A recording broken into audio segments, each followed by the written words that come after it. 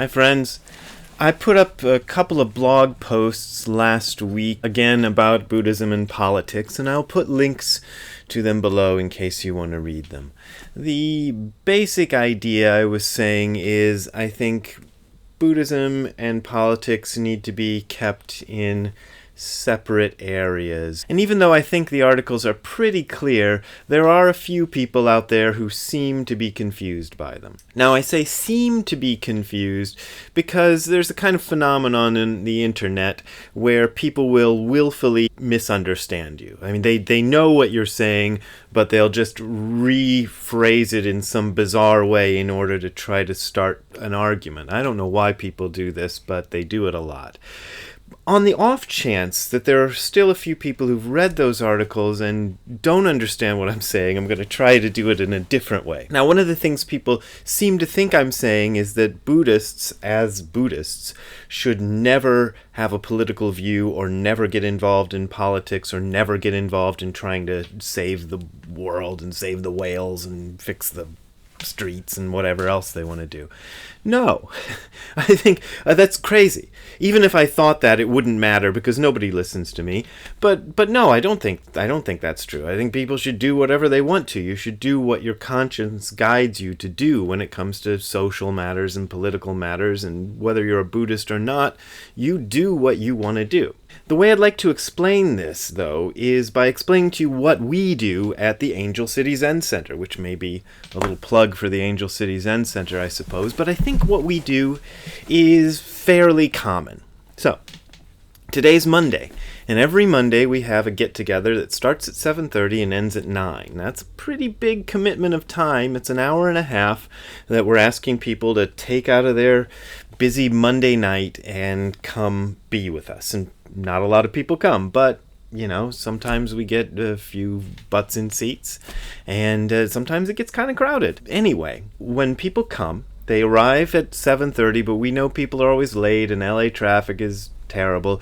So we kind of sit around and socialize until like 7:35 or 7:37, somewhere around in there. And then if there's anybody who has never been to the place before or never sat Zazen before, we give them a little tutorial about how to do Zazen. Zazen is great because in about a minute and a half you can explain everything you need to know in order to do it, although it takes maybe 30 or 40 or 50 years to really process it all. But literally a minute and a half is all it takes to explain it. So we explain how to do Zazen, and then for the next 30 minutes, we're all sitting. And that's silent. There's no talking, no guided meditation, no nothing during that time. Completely silent. At the end of 30 minutes, a bell rings and tea is served. Depending on how many people show up, this can be 5 or even 10 minutes of confusion and whatnot, trying to get everybody to get their tea and to sit back down. Once everybody's sat back down, we have a little talk and discussion. So by then it is, 7:40 to 8:10 for Zazen, 8:10 to maybe, 8:20. So now we've got 40 minutes or so to have a discussion. Now, I'd probably prefer that we spent that extra 40 minutes doing more Zazen, but I know people like to talk, and I don't think talking is a bad thing.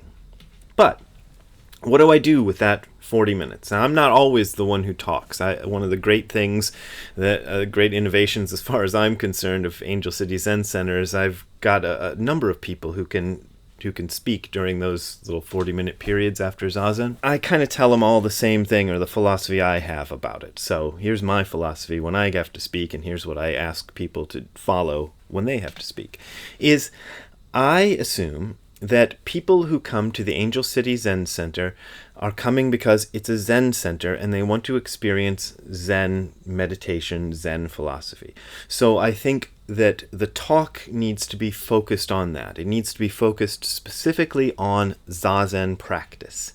That's what people came to participate in, and that's what I think they want to hear about. So what I often do is I bring a reading in that something I like, either a traditional old thing like Dogen or maybe Koben Chino's book, which I happen to have. It was sitting up there, and I There was a little edit you probably noticed where I went up and got it.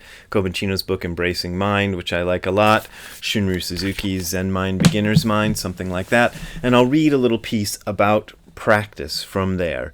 And then we will have a discussion about practice. I like to keep these discussions politically neutral because I think if people wanted to talk about systemic racism, well, they could go on meetup.com and type in systemic racism, and being Los Angeles, California, there's probably a dozen meetings every day about systemic racism. There's probably dozens of meetings about feminism, dozens of meetings about the plight of the disabled, whatever you want. There's lots of stuff about that. So I think that they wanted to talk about Zen and talk about meditation, and maybe they just wanted to get out of talking about politics and things for an hour and a half. But I don't want to also presume anything about the group. I don't want to presume that just because somebody came to a Zen meditation class, they must therefore be politically leftists, for example. I thought this for a long time, but it really kind of was brought home to me once when I did a talk in a Zen center in Texas. And the leader of that center, just before I gave the talk, she took me aside and said, "Hey, Brad, don't talk about politics when you're giving your speech, because you can't assume that everybody in this room is left-wing or liberal. This is Texas, after all, and a lot of these people made their money on oil, and a lot of them are political conservatives. They're Southerners." So I said, yeah, sure, I wasn't planning to talk about politics anyway, but I thought that was a good thing to say on her part, because we can't assume that. So I'm not going to assume everybody believes in the political causes that I believe in. And I actually do believe in a few political causes, believe it or not. You might not think so, but I do. And that's not what we're going to talk about. On Saturdays, we have a similar kind of thing, only we sit twice, and then sometimes we do a Buddhist service, or sometimes we just have a talk. Once a month, we have a yoga class that we do before the Zazen, which is a kind of a class focused on hip openers so that you can sit Zazen more comfortably.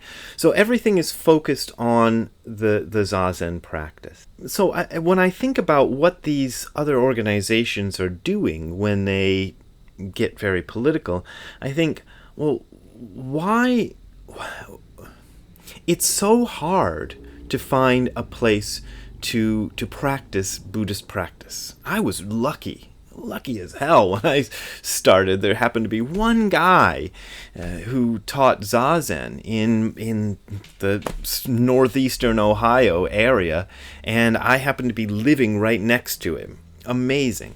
I don't know what sort of karma caused that, but that's the way it went for me. Most people aren't that lucky. They have to go a long way. And if they're coming a long way to practice, or even if they're coming a short way to practice, what they want is practice. What they want is Buddhism. They're not here for political action.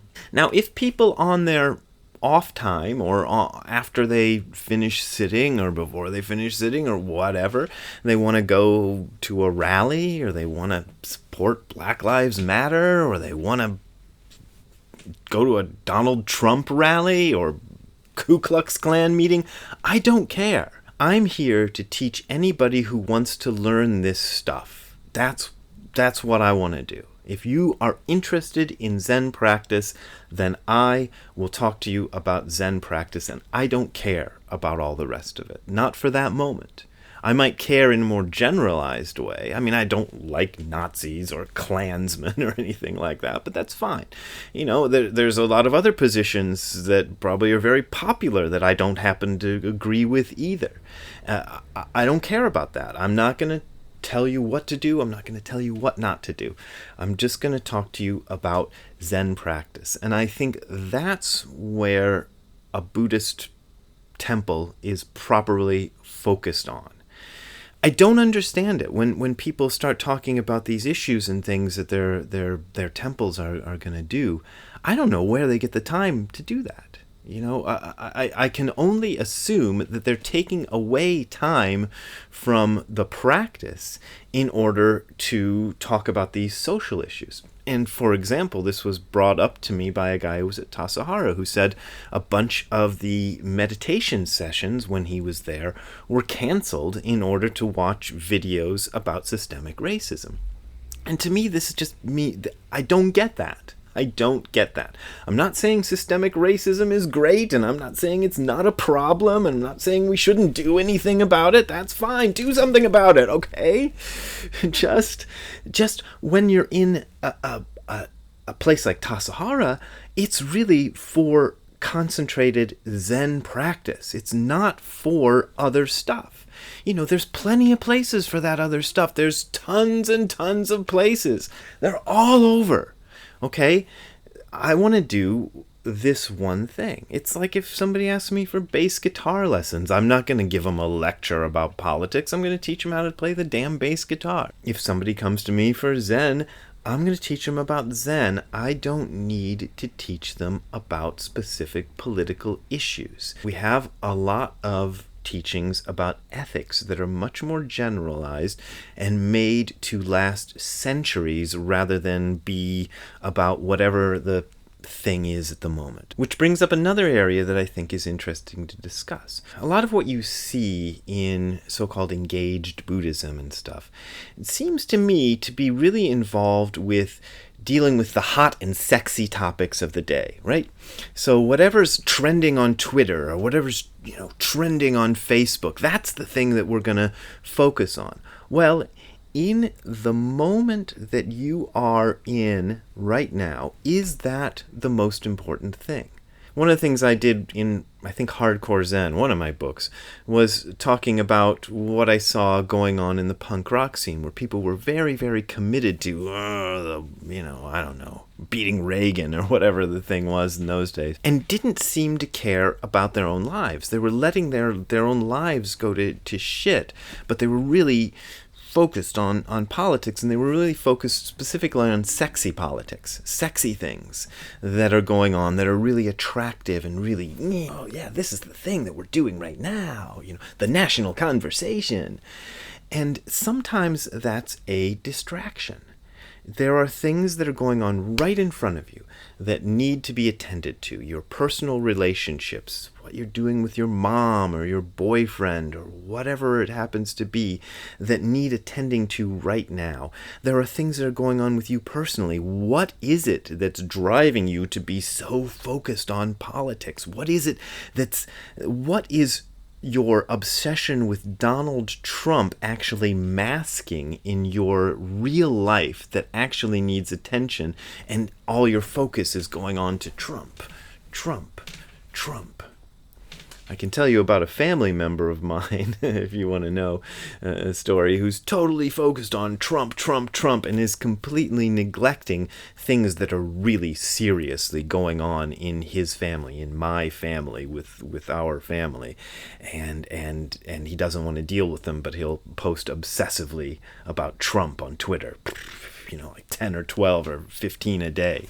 But he can't answer an email about my sister and her cancer treatment.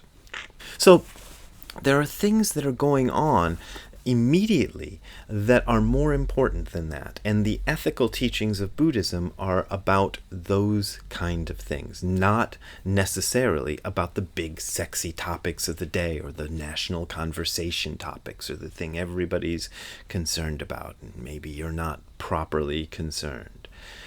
I don't know. So there you go. That's my short little rant about that.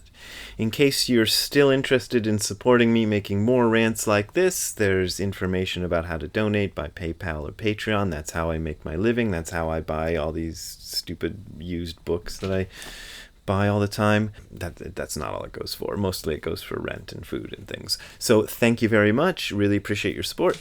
Bye.